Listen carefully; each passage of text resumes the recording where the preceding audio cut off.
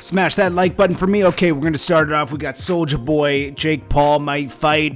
We know Soulja Boy chickened out of the Chris Brown fight, so we'll have to see that happens. ASAP Bari was hit with 2 felonies, and then Lupe Fiasco calls out Offset for his comments, even though, he says he's a fan of the Migos, but, he sets the tone. This is Jordan Tower with JT News. Hit that bell, hit that subscribe button, hit that thumbs up button, spread a little love. The thumbs button is free, guys. It helps a lot. Spread some love, you get love back. The universe comes back to you with good luck. Okay, so let's get into this. We got ASAP Bari. Let's get this one out of the way quick, okay? ASAP Bari got 2 felonies. He had that drug bust in Pennsylvania a couple months ago, totaling 7 criminal charges. This happened in November, okay? So he was released on $25,000 bail. Suspicion he was guilty of manufacturing, delivering, and possessing illegal substances with the possible intent to distribute. Okay, so the new charges are basically, let's see, back in November he was, okay, so they're going to hit him with that trafficking, and they're going to hit him with the distribution charges. And it will be very bad. I don't know why he's ASAP. I don't even know how he has the name. Didn't ASAP kick him out of ASAP Mob? I thought they did, because all the stuff that was happening with him and that girl overseas and everything.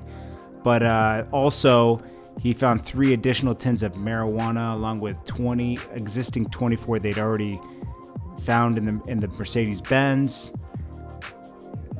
There's just a lot of bullshit going on with this case. So anyways, we'll have to see what happens with this, but he's facing a lot of time. He got 2 felonies on there, so we'll have to see what happens with that. Then the next story we got, we got Oprah. She's trying to cancel Michael Jackson.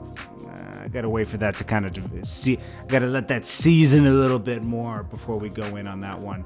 The next one, let's go in on Chris Brown and Soulja Boy. They were supposed to fight 2 years ago. They never fought. Soulja Boy backed out. Chris Brown, they kind of just both backed out, right? They were never going to fight. Well, we know Jake Paul has fought before. He fought there was like a YouTube boxing match last year, and he did pretty well. He trained hard for it, and he won, okay? So now he called out Soulja Boy. Soulja Boy and him went back and forth on Instagram, and now he did the final call out where he pulled up. Jake Paul put it on his YouTube channel, and Soulja Boy was like, you can't beat me, boy. Anybody can beat Soulja in a fight.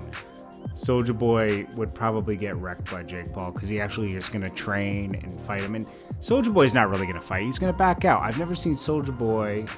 We've seen Soulja Boy try to box before. It wasn't a good look. Soulja Boy is just doing everything for clout nowadays. He also really disrespected Tyga recently. He said, we were booming while your son was in the next room going at Tyga.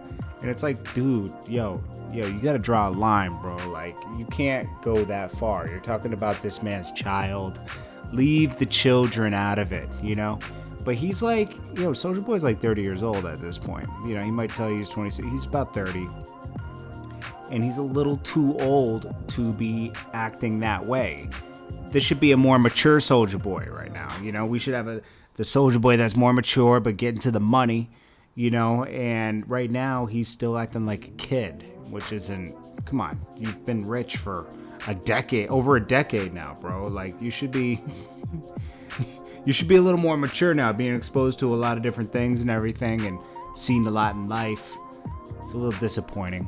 And lastly, we got Lupe Fiasco talking about Offset said that old artists should kiss the Migos' feet. Well, he did a long thing about this. He said, the disconnect, the reconnect. First, let me say I'm a huge fan of the Migos, specifically Emmett Smith, F Night, and also when I go to the club, I really like to get up and dance my little dance to Migos. True story. Okay. Secondly, let me say, only visceral problem with Brother Offset's statement is the use of cliche kissing feet. That's not a sign of respect. That's actually a sign of subjugation and something lower, something higher. And as Busta Rhymes told me, when it comes to rap, there are no classes, no superiors versus inferiors. We are all a team, each with individual attributes that add their special skill set, energy to the whole. the matrix of the industry don't successfully define essence of hip-hop, nor do they replace its legacy or efforts of pioneers who achieved great things with little to nothing in terms of materials, the internet, and massive marketing goal budgets. And from that, poverty of capital read a culture, not a business, and a legitimate culture, and were actively combated by opposing forces from all walks of life. Streaming and selling records is only part of the project that is hip-hop.